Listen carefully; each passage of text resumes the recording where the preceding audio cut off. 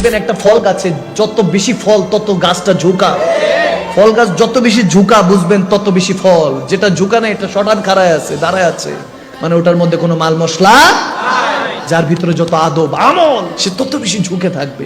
কেউ কিছু বলতেছে শুনতে থাকবেন, হাসি মুখে শুনতেছে, আপনাকে নিয়ে অনেক গীবত করছে, অনেক বাজে কথা বলতেছে, আপনাকে শোনাই দিচ্ছে, হ্যাঁ হ্যাঁ এরকম সেরকম, আপনি মুচকি হাসি দিয়ে শেষে কি বলবেন? আর কিছু।